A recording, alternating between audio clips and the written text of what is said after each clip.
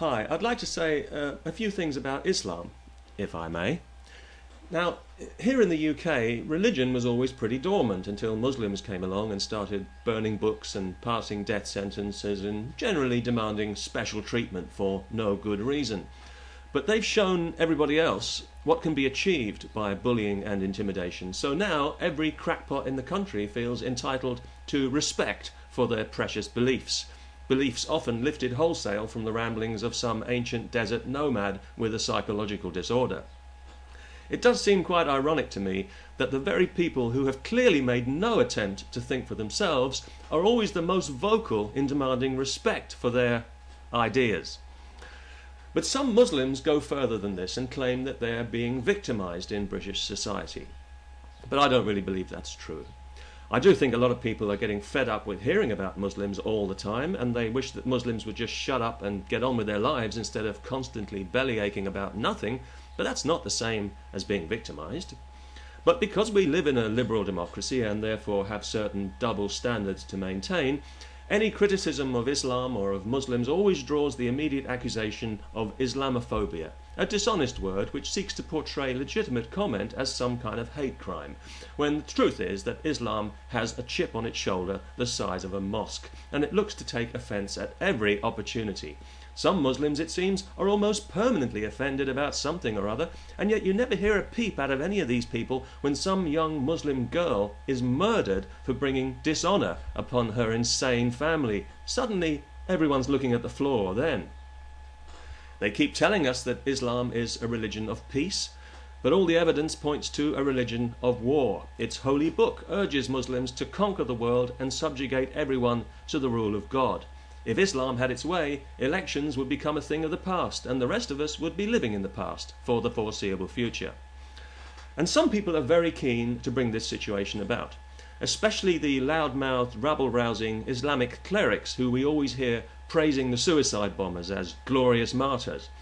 And yet, curiously, you never hear about any of these enthusiasts blowing themselves up for the glory of God. They're always very keen to delegate that particular honour.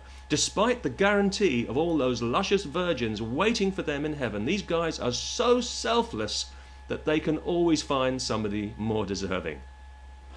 Now, of course, the whole 72 virgins scenario has become something of a comedy staple, and with good reason. But it does have one serious problem, and that is that the virgins are likely to be good, wholesome Islamic virgins because there won't be any infidel riffraff in heaven. So, presumably they'll have brothers and cousins and uncles who are all determined to defend their honour by killing anyone who makes eye contact with them. They haven't really thought this whole thing through, it seems to me. For this, they blow themselves up. Wouldn't it be easier just to get an inflatable woman and blow her up? And then if one of your friends happens to glance at her with lustful eyes, why, you can simply stone her to death and get another one, in the usual way. Also, I think Muslim women in Britain who cover their faces are mentally ill. Now, I realise that in some parts of the world women don't actually have any choice in this matter, governed as they are by primitive pigs whose only achievement in life is to be born with a penis in one hand and a Quran in the other. But it just seems to me that if God had intended you to cover your face, then in his wisdom he would have provided you with a flap of skin for the purpose. Of course, if it gave you any sexual pleasure, it would have to be removed. That goes without saying. But I don't want to be too hard on Islam here, for two reasons. Firstly, because I don't want to be murdered by some hysterical, self-righteous, carpet-chewing, book-burning muppet with shit for brains.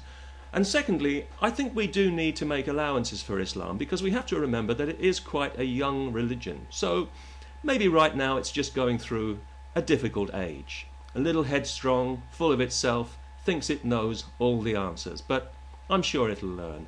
I think years from now, a lot of intelligent Muslims will be looking back on all this medievalism and jihad nonsense with embarrassment and shame, like the Germans do with the Nazis. And maybe then we can all have a good laugh about it. But in the meantime, I think that any religion that demands earthly vengeance and retribution for any reason is not really a religion at all, but an illness, and should be treated as such. Peace. And I mean that most sincerely.